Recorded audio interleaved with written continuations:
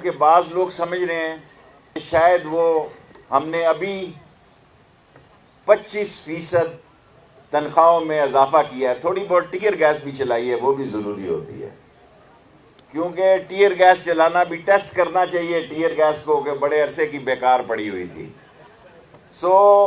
اس کی تھوڑی سی ٹیسٹنگ کی ہے، زیادہ نہیں کی ہے اور زیادہ محفوظ ہے ہمارے پاس ابھی۔ اصل مسئلہ یہ ہے کہ 25% ہم نے سرکاری ملازمین کی 1 سے لے کے 19 گریڈ کی تنخواہوں میں اضافہ کیا ہے، جو اربوں روپے بنتا ہے اس مہنگائی اور اس خزانے کے بوجھ سے۔ باقی فضل الرحمان صاحب سے کہا تھا میں نے، آؤ میں حلوہ کھلاؤں گا، اب میں واپس لیتا ہوں اپنی بات، موسم بدل گیا۔ پہلے میں نے کہا تھا مولانا فضل الرحمان صاحب آئیں آپ کو حلوہ کھلاؤں گا، بادام والا اور پستے والا، تو میں ان سے عرض کرنا چاہتا ہوں کہ اب موسم بدل گیا ہے، آپ بھی اپنے معاملات پر سارے سوچیں۔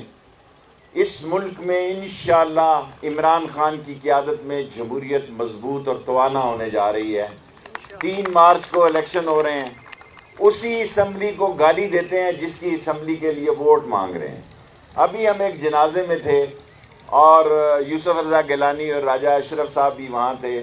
میں نے انہیں کہا یوسف رضا گیلانی صاحب، جس اسمبلی کو گالیاں دیتے ہو اس اسمبلی کے لیے ووٹ مانگنے جا رہے ہو، اس اسمبلی کے لیے آپ نے صدارت کا الیکشن لڑا، اس اسمبلی میں آپ کے بیٹے بیٹھے ہیں، اس اسمبلی میں آپ 3 مارچ کو، اور انشاءاللہ تعالی مجھے اللہ سے پوری امید ہے الیکشن اوپن ہو یا سیکرٹ ہو، دیکھیں بکنے والا ووٹ ہم میونسپل کارپوریشن میں تھے اس وقت بھی بکتا تھا، ہم بھی بہت سارے لوگوں کو مکہ مدینہ لے کے گئے، بعد میں آ کے انہوں نے پھر ووٹ دوسری طرف دیا۔ ہم نے بڑے حلف لیے کونسلر کے الیکشن میں، بڑے عہد لیے، ہم نے بڑی بڑی پاکیزہ جگہ پہ جا کے کونسلروں سے ہم نے عہد لیے، لیکن واپس آئے تو 1 ووٹ سے پھر ہار گئے۔ مسئلہ کیا ہے؟ مسئلہ کیا ہے کہ بکنے اور بکنے والوں کی ایک کلاس ہوتی ہے۔ جو لوگ فوج کو گالی دیتے ہیں ان کی زبان گدی سے کھینچ لینی چاہیے کہ عظیم ثبوت جو جان ہتھیلی پہ رکھ کے آپ کے لیے دہشت گردی ختم کی، آج قائد اعظم کی یاد ہندوستان کے مسلمانوں کو ستاتی ہے۔ کن لوگوں نے، آج وہی لوگ پاکستان کی سیاست میں پنچ بنے ہوئے ہیں، کھڑپینچ بنے ہوئے ہیں، آج پاکستان کی سیاست میں وہی لوگ اس ملک میں انتشار پھیلا رہے ہیں جو پاکستان بنانے کے مخالف تھے۔ وہی پارٹیاں جو پاکستان بنانے کی مخالف تھی وہ آج پاکستان میں سیاسی عدم استحکام پیدا کرنا چاہتی ہیں۔ دکھ مجھے صرف مسلم لیگ نون کا ہے کہ دنیا ادھر کی ادھر ہو جائے، کوئی مسلم لیگی جو ہے وہ پاک فوج کے خلاف بات نہیں کر سکتا، وہ مسلم لیگی نہیں ہے جو پاک فوج کے خلاف بات کرتا۔ میں انشاءاللہ تعالی اسی ہفتے میں بھیجوں گا یہاں پہ ٹیم، کیونکہ اپوزیشن کی تو مجھے سمجھ آ گئی ہے، کہہ رہے تھے استعفے دیں گے، استعفے نہیں دیے، اچھا کیا، نہیں دینے چاہیے، کیا فائدہ ہے ایسے ہی آپ کے جلسہ جلوس۔ دیکھیں یہ جتنے ٹی وی یہاں آپ کو نظر آ رہے ہیں، یہ جتنے اخباری نمائندے میرے بھائی میرے بچوں کی جگہ، یہ سارا فری میڈیا ایک ڈکٹیٹر نے کیا۔ ایک پی ٹی وی ہوتا تھا، میں اس کا وزیر ہوتا تھا، ساری دنیا میرے پیچھے ہوتی تھی کہ ذرا کیمرے دی لائٹ مار دینا جی۔ آپ خدا پہ یقین کریں، میں ملک سے باہر ہوتا تھا، بڑے بڑے ایم این اے کہتے تھے شیخ صاحب پیچھے پتہ ہی نہیں لگیا میں تاڑے نال دورے تے آیا۔ ایک ٹی وی ہوتا تھا، آج 80 چینل ہیں اس ملک میں۔ میں چیلنج کرتا ہوں کہ دنیا میں اتنا زبردست الیکٹرانک میڈیا برٹش اور امریکہ میں نہیں ہے، برازیل میں نہیں ہے، ارجنٹائن میں نہیں ہے، آسٹریلیا میں نہیں ہے جتنا پاکستان میں، اور اتنا سٹرانگ ہو گیا کہ کسی لیڈر کا گاڑی کا ویل کب گھوم جائے تو یہ بھی بریکنگ نیوز ہے یہاں، کہ شیخ رشید صاحب وزیر داخلہ جا رہے تھے، ان کی گاڑی کا ویل کب جناب ہے، یہ بریکنگ نیوز ہے، اس لیے کہ میڈیا سٹرانگ ہو گیا ہے۔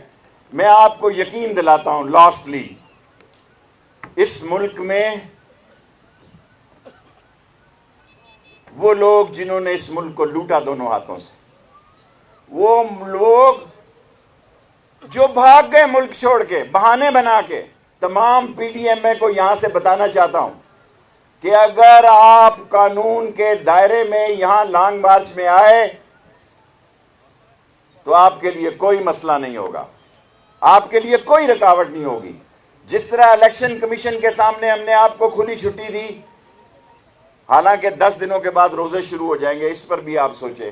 یہ نہ ہو آپ کو روزہ رکھوانا پڑے یہاں پہ اور روزے داروں کو روزہ رکھوانا پڑے. اگر آپ نے قانون کے دائرے میں، قانون کے احترام میں اسلام آباد میں آنا ہے تو 10 مرتبہ آؤ، کیونکہ آپ نے واپس جانا ہے. آپ میں اتنی سخت نہیں ہے. میں اپنی سیاسی زندگی میں ابھی جو میں نے کتاب لکھی، مجھے پتہ نہیں تھا کہ اس کا 5واں ایڈیشن بھی چھپ جائے گا. کتاب لکھنے کے بھی بڑے پیسے ملتے ہیں. شیخ ہوں، اب میں نے یہ کام سمجھ آ گئی. میں اس میں یہ لکھوں گا کہ میں نے زندگی میں سب سے مشکل کام جو کیا ہے 126 دن کا جو دھرنا دیا. بہت مشکل کام ہے اور مہنگا کام ہے.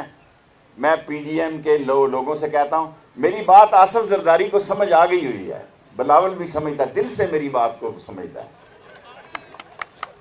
وہ میرے دل کے قریب ہے اور میری دل کی بات سمجھتا ہے. اس کو پتہ ہے کہ شیخ رشید صحیح کہہ رہا ہے. بالآخر انہوں نے پیپلز پارٹی کی بات ماننی ہے. دیر سے مانے، سویر سے مانے. آخری بات یہاں کہہ کے اجازت چاہتا ہوں، اگر آپ قانون اور آئین کے دائرے میں آئیں گے تو آپ کے لیے صد احترام ہے، اور اگر آپ قانون، لا اینڈ آرڈر کے دائرے سے باہر نکلیں گے تو اسلام آباد جو ہے پھر اسلام آباد ہوگا. پھر نہ کہنا کسی نے کہا نہیں تھا، پھر نہ کہنا کسی نے بتایا نہیں تھا. میں سارے میڈیا کے سامنے کہنا چاہتا ہوں اسی شعر پہ کہ آپ اگر آئین، قانون اور لا اینڈ آرڈر کا احترام کرتے ہوئے آئیں گے تو آپ کے لیے کہیں رکاوٹ نہیں ہے. اگر آپ اس کے خلاف آئیں گے تو قدم قدم پر آپ کو رکاوٹ ملے گی، اور رکاوٹ ڈالنے میں سب سے آگے شیخ رشید ہوگا. سینٹ کے الیکشن میں میرا مطلب ہے میڈیا نے اس کو بہت اہمیت دی ہوئی ہے. کسی کا ایک ووٹ کم ہو گیا تو قیامت نہیں آ جائے گی، کسی کا ایک ووٹ زیادہ ہو گیا تو قیامت نہیں آ جائے گی. یہاں یہ ووٹ ڈالتے ہیں یہ اس کمرے میں تو یہ 64 لوگ ہوتے ہیں. دیوار کے اس طرف ووٹ ڈالتے ہیں تو 44 رہ جاتے ہیں.